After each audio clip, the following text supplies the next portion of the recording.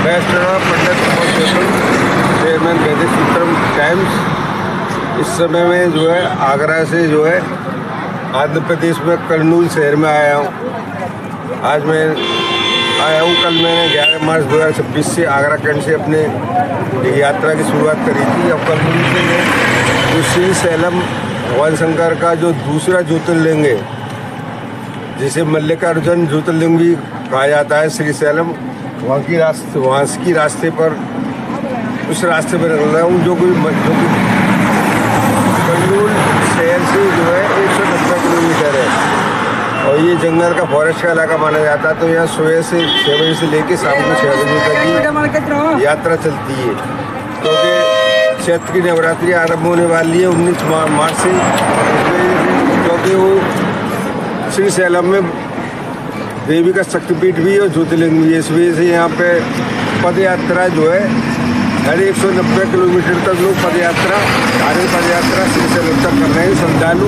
यहाँ ये भंडारे जगह जगह चल रहे हैं, ये मैं दिखाना चाहूँ कैमरे में। तो 190 किलोमीटर की पद यात्री जो है श्री सैलम तक पद यात्रा के द्वारा पहुँच रहे हैं। तो मेरी यहाँ से धार्मिक यात्रा कर्नूल से आज आरंभ हुई है गुरुवार के दिन जो है 12 मार्च को। और मुझे क्या ज्योतिर्लिंग में यानी कि दर्शन करने के बाद मैं बाकी के दर्शन में आपको आगे जाते रहूँगा।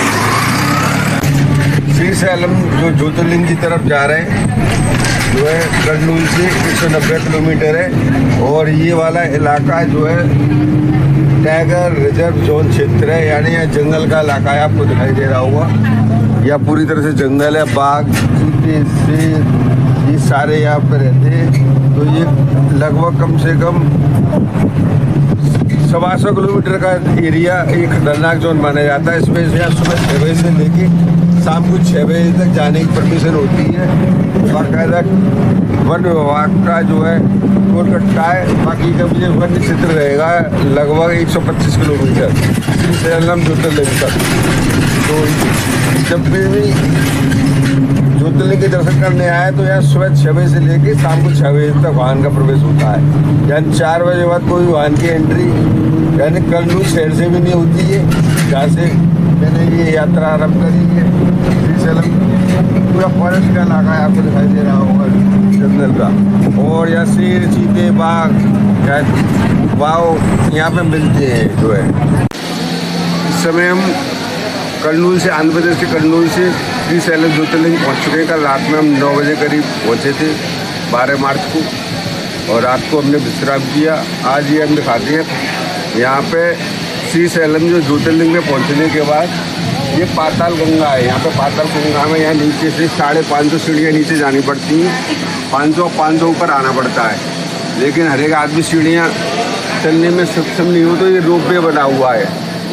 रोप वे जैसे वो रोप वे आ रहा है तो रोप वे से नीचे जा सकते हो, आ सकते हो। उसका 100 रुपये का टिकट का किराया है।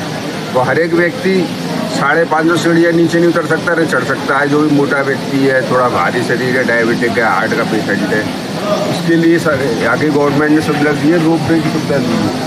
वो रोप वे ये पूरी पाताल गंगा का सिद्ध इलाका है, आपको दिखाई दे रहा हो पाताल गंगा बह रही है। आज मैं आपको वीडियो में दिखाने की कोशिश कर रहा हूँ। आप सभी दर्शक देखिए पूरा अद्भुत नज़ारा है श्री सैलम ज्योतिर्लिंग का। मल्लिकार्जुन जो भगवान शंकर का दूसरा ज्योतिर्लिंग है, यहाँ शक्तिपीठ भी है। चैत्र की नवरात्रि है, यहाँ पे भयंकर रस है पूरी तरह से। सारे होटल और सारे गेस्ट हाउस फुल है। यहाँ पे कल हम रात को पहुँचे, बड़ी मुश्किल से रुकनी बस। सब जैसे ये रोप वे आ रहा है, इस तरह से ये रोप वे ये जो ऊपर तक जाता है। मैं कैमरामैन से कहूँगा पीछे भी दिखाए रोप वे। ये यहाँ से रोप वे की टिकट बुकिंग होती है, ऐसी रोप वे ले जाता है और 100 रुपये का इसका चार्ज है। तो हमारी यात्रा का आज से शुभारम्भ होगा। हम अभी स्नान करके फिर ज्योतिर्लिंग के दर्शन करेंगे। हमारे पंडित पूर्णचंद गौतम है, समाजवादी पार्टी के वरिष्ठ नेता, 3 बार विधायक का चुनाव लड़ चुके हैं। ये भी मेरे धार्मिक यात्रा के सहभागी बने थे। और दूसरे हमारे जो है नरेंद्र कुमार है, मैं उनको भी दिखा देता हूँ। ये नरेंद्र कुमार हैं, मेरे व्यक्तिगत सचिव है वृंदावन में वृक्ष क्षेत्र की। नेताजी बताइए, आपको यहाँ पे लगातार 35 घंटे यात्रा करने में कैसा महसूस हुआ जो आगरा से चले थे आप 11 मार्च को? आगरा से 11 मार्च को चले थे, लेकिन परेशानी काफ़ी हुई। थकावट तो खैर हो जाती है, पर यहाँ पर भीड़ इतनी भीड़ है कि कहीं होटल तो कब बैठने को जगह नहीं मिल रही है। यहाँ पर जो लोकल यहाँ का जो भक्तगण है, श्रद्धालु है, वो नवरात्रि की वजह से जगह जगह से पैदल यात्रा, कांवड़ यात्रा, माने कि यहाँ की आंध्र प्रदेश की वजह से और भी कई प्रदेशों की गाड़ियाँ, आसपास की डिस्ट्रिक्ट की गाड़ियाँ, प्रदेशों की गाड़ियाँ यहाँ आ रही है और बहुत भीड़ है। और रास्ता कम से कम नहीं तो सबसे खतरनाक रास्ता आपने महसूस किया जो 190 किलोमीटर का रास्ता कर्नूल से? इसमें कर्नूल से जब मंदिर के लिए आए थे, इतना खतरनाक रास्ता था कि नीचे 2,000 फुट नीचे खाई खाई जा, चीते बाघ भी, और वहाँ जंगल में चीते बाघ भी थे। अच्छा, आपको कैसे महसूस हुआ जो है यात्रा में?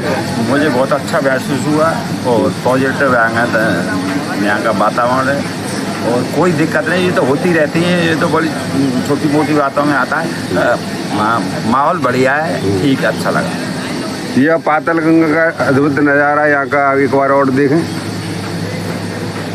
ये पाताल गंगा है, नीचे यहाँ से 500 सीढ़ियाँ नीचे उतरना पड़ता है, ये लेकिन रोपवे से भी जा सकते हैं। रोपवे जा रहा है, तो जब भी आप श्रीशैलम के ज्योतिर्लिंग के दर्शन करने आए तो इस पाताल गंगा के दर्शन जरूर करें।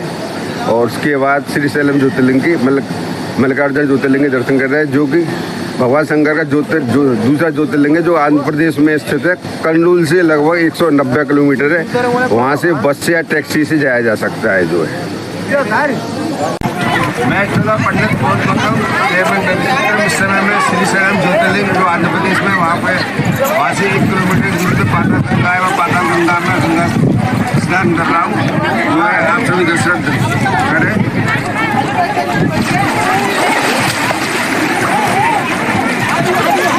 पाताल गंगा में कम से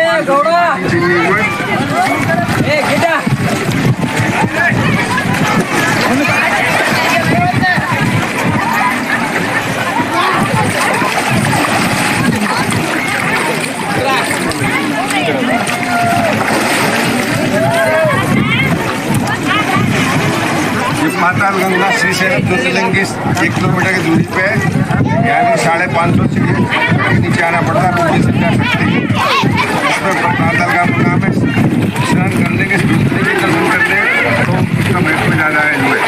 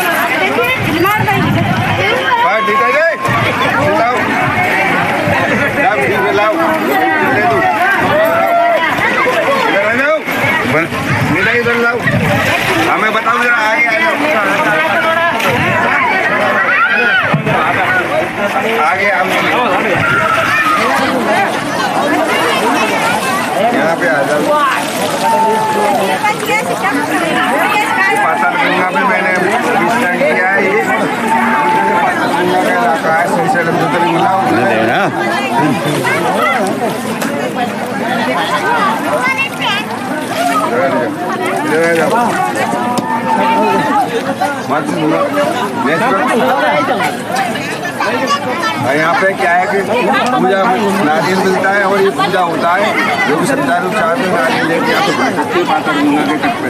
थैंक यू।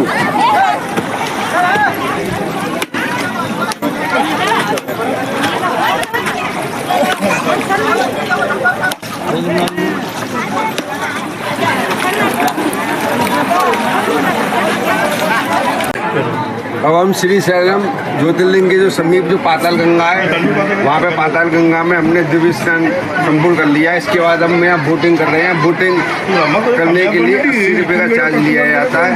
पूरे पाताल गंगा के इलाके को 15 मिनट तक दिखाया जाता है। 15 मिनट के 80 रुपये चार्ज लिए जाते हैं। तो यहाँ जो डैम बना हुआ है वो सामने डैम है पाताल गंगा का, वहाँ तक पूरा भ्रमण करा के 15 मिनट के अंदर। और ये स्टीमर यहाँ चलते रहते हैं। कैमरामैन से कहूँगा थोड़ा आके इन स्टीमरों को दिखाए। ऐसे ऐसे स्टीमर चलते हैं। अब इस स्टीमर में बैठे हुए हैं। ये घाट पे लोग स्नान कर रहे हैं पाताल गंगा में। और ये पूरा पहाड़ियों का इलाका है श्रीशैलम का। पाताल गंगा ये बह रही है, आपको दिखाई सामने बांध आपको दिखाई दे रहा। ये जो पाताल गंगा है यहाँ से हम स्टीमर से पूरा लाइव आपको दिखा रहे हैं। आपको माता गंगा दिखाई दे रही है और ये अद्भुत नज़ारा है। ये सामने यहाँ है। तो जब भी आप ज्योतिर्लिंग के आदमी से दर्शन करने आए लोग यहाँ पे पाताल गंगा के दर्शन करें। यहाँ पे डूबे से भी आया जा सकता है, वो पैदल भी आया जा सकता है। उसके बाद आप बोटिंग के लिए 80 रुपये का चार्ज लिया जाता है। इसमें 15 मिनट बोटिंग भी भ्रमण किया जाता है। पाताल गंगा के चारों तरफ पहाड़ियों का प्राकृतिक नजारा है।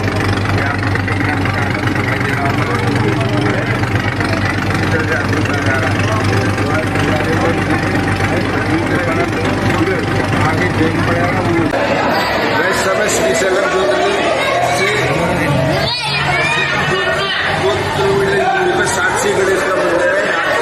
जब भी श्रीशैलम ज्योतिर्लिंग दर्शन करने आए आंध्र प्रदेश के अंदर तो साक्षी गणेश के दर्शन करना आवश्यक होता है, क्योंकि यहाँ पे भगवान गणेश ज्योतिर्लिंग विनायक लगा के जो भी यहाँ पे भगवान शंकर का जो दूसरा ज्योतिर्लिंग है श्रीशैलम मल्लिकार्जुन ज्योतिर्लिंग कहा जाता है। यहाँ माता सती का स्थान है। यहाँ पे चैत्र की नवरात्रि से अपार श्रीशैलम जुड़ा हुआ है। आप देख सकते हैं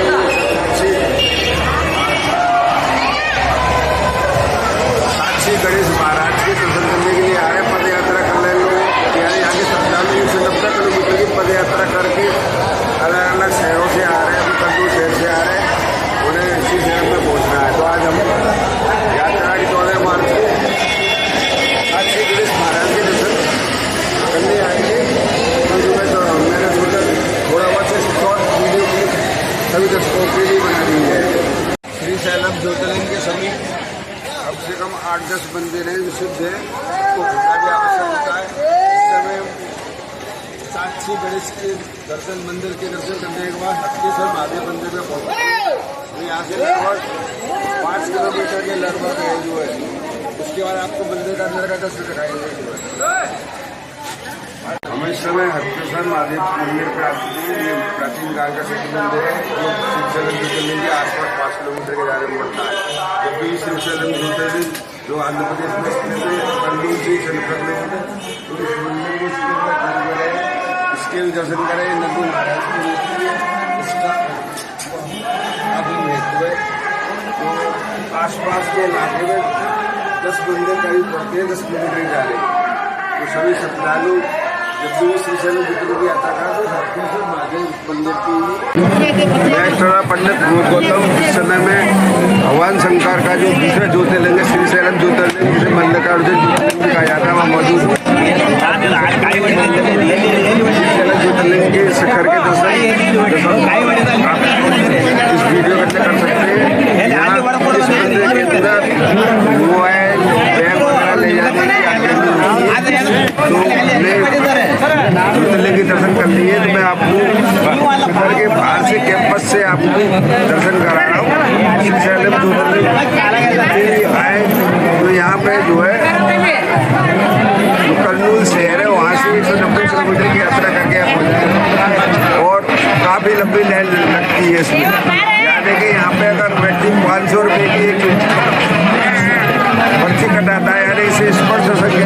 उसके 1 घंटे के अंदर नंबर आ जाएगा। अगर 300 की कराता है तो कम से कम 4-5 घंटे लगेंगे, और बीमे करना चाहता है तो वो उसे कम से कम 7-8 घंटे भी लग सकते हैं। सोमवार का दिन है, तो अपार्टमेंट चला पड़ा हुआ है श्रद्धालुओं का। तो सफर आपको दिखाई दे रहा होगा श्रीशैलम ज्योतिर्लिंग का। तो मैं आगरा से जो है यहाँ श्रीशैलम ज्योतिर्लिंग की 1 हफ्ते की धार्मिक यात्रा पर आया हुआ था। तो मैंने क्या सोमवार के दिन जो है 16 मार्च को ज्योतिर्लिंग का आपको दिखाता हूँ। ये शिखर है जो है श्रीशैलम ज्योतिर्लिंग। इसकी मान्यता है, इसको दक्षिण का कैलाश कहा जाता है। यानी कि यहाँ पे साक्षी गणेश है, वो यहाँ हाजिरी लगाते हैं। कौन व्यक्ति ज्योतिर्लिंग की दर्शन करने आया और कौन नहीं करने आया, तो यहाँ से 2 किलोमीटर की दूरी पर साक्षी गणेश के मंदिर की दर्शन करने के बाद यहाँ कर सकते हो। यहाँ से 1 किलोमीटर की दूरी में पातालगंगा के दर्शन यानी स्नान कर सकते हैं, दर्शन कर सकते हैं। कुल मिला के ये आप यहाँ श्रीशैलम ज्योतिर्लिंग में आए तो यहाँ पे जो है इस समय सैला मुड़ा हुआ है। कांवड़िया पदयात्री जो है 4 तरफ से जो है पैदल यात्रा कर रहे हैं 190 किलोमीटर। तो मैं इस वीडियो को समापन कर रहा हूँ। आप श्रीशैलम की बेस्ट पंडित गौतम चेयरमैन वैदिक सूत्रम। आज चैत्र की नवरात्रि का प्रथम दिन है, हिंदू नववर्ष के प्रथम दिन। सभी दर्शकों को मेरी तरफ से हार्दिक शुभकामनाएं। और अभी हम आंध्र प्रदेश की 1 हफ्ते की यात्रा से वापस अपने गंतव्य तक पहुंचने वाले हैं। आज शाम तक पहुंच जाएंगे चैत्र की नवरात्रि तक। हमने 1 हफ्ते की धार्मिक यात्रा श्रीशैलम जो मल्लिकार्जुन ज्योतिर्लिंग भगवान शंकर का दूसरा ज्योतिर्लिंग, वहाँ की यात्रा हमने 11 मार्च 2026 से आरम्भ करी थी। वहाँ 1 हफ्ते तक हम वहाँ रुके। आंध्र प्रदेश के अंदर कन्नूर से 90 किलोमीटर पहाड़ियों पर वो मंदिर स्थित है शिव जी का। वहाँ पर हमने सारा भ्रमण किया और मेरे साथ पंडित पूर्ण चंद्र गौतम जी मेरे साथ सहभागी रहे धार्मिक यात्रा की। तो आज हम वहाँ से कुल्लू से कल दोपहर में वहाँ से बैठे थे और आज आगरा के शाम तक पहुँचे। तो चैत्र नवरात्रि प्रथम दिन है। लोगों की जिज्ञासा होगी श्रद्धालुओं की कि ये नववर्ष हिंदू नववर्ष कैसा रहने वाला है सभी के लिए। तो मैं आपको क्लियर कर दूँ, ये जो नव संवत्सर का हिंदू वर्ष है जो है वो इस बार इसका रौद्र यानी कि संवत्सर के नाम से ये हमारा जो नवीन हिंदू वर्ष है और इस चौके गुरुवार से आरंभ हुआ है। तो जो जिस दिन से नववर्ष आरंभ होता है तो वो उस साल का राजा होता है। तो भगवान विष्णु यानी एक देवगुरु बृहस्पति इस नव हिंदू वर्ष के राजा माने जाएंगे और मंगल मंत्री है और चंद्रमा ग्रह सेनापति है। मंगल मंत्री के होने की वजह से अप्रत्याशित से दुर्घटनाओं की वृद्धि, उथल पुथल, युद्ध का वातावरण, महंगाई यानी कि असमान विपरीत परिस्थितियों का सामना भारत देश को जून 2026 तक थोड़ा विपरीत परिस्थितियों का सामना करना पड़ सकता है। लगभग पूरा साल ही रहेगा, लेकिन जो जून के बाद ब्रह्मांड का 30वां ग्रह देवगुरु बृहस्पति कर्क राशि पे आ जाएगा तो उससे भारत देश को थोड़ी राहत प्राप्त होने लगेगी। मंगल के मंत्री होने से मंगल उथल पुथल पड़ता से दुर्घटनाओं का प्लेन दुर्घटना, वायुयान दुर्घटना, युद्ध, पड़ोसी देशों से आपसी विवाद, ये स्थितियाँ बनी रह सकती हैं। भारत सरकार को सावधानी बरतने की जरूरत है। चंद्रमा सेनापति होने के कारण कई इतनी भयंकर बारिश होगी कि वहाँ उथल पुथल की स्थिति पैदा हो सकती है। पानी के प्रकोप के द्वारा भी जो है जन धन की हानि होने की संभावना है। कहीं इतना सूखा पड़ेगा, अकाल पड़ेगा, जो गर्मियाँ आरम्भ होने वाली है तो यानी पानी का प्रकोप भी हमें देखने को मिलेगा। तो कुल मिलाकर ये है जो रौद्र नामक संवत्सर आता है, जो हमारा जो हिंदू नववर्ष है जो आरंभ हुआ है, तो उसमें क्या है कि भगवान शंकर का जो विकराल रूप है, रौद्र रूप, वो देखने को हमें इस नव संवत्सर को देखने को मिलेगा। 1 वर्ष का यानी कि पापियों का संहार, यानी कि जो भी जिसने भी जाने अनजाने में गलतियाँ करी हैं, चाहे वो राजनेता हो, चाहे धर्माचार्य हो, चाहे वो कोई व्यापारी हो, जिसने गुनाह किया है, जिसने गलतियां की हैं, उसको कार्मिक दंडों को भुगतना पड़ेगा। शिव जी का रौद्र रूप जागृत रहेगा पूरे वर्ष। जो ईश्वर के भक्त हैं मन वचन और कर्म से उन्हें किसी प्रकार की परेशानी नहीं आएगी। तो कुल मिला के ये है कि जो भगवान के भक्त हैं उन्हें भयभीत होने की जरूरत नहीं है। तो कुल मिला के जी भगवान विष्णु की भक्ति करें। यानी विष्णु के द्वारा और शिव जी के द्वारा एक रौद्र रूप नव हिंदू वर्ष में हमें देखने को मिलेगा। मैं इस वीडियो को लंबा नहीं करना चाहूँगा, तो मेरी तरफ से पंडित पूरनचंद गौतम जो ये समाजवादी पार्टी के वरिष्ठ नेता हैं, कई बार विधायक का चुनाव लड़ चुके हैं, तो अब हमारी धार्मिक यात्रा समापन हुई है। तो नव हिंदू वर्ष की हम दोनों की तरफ से सभी को हार्दिक शुभकामनाएं।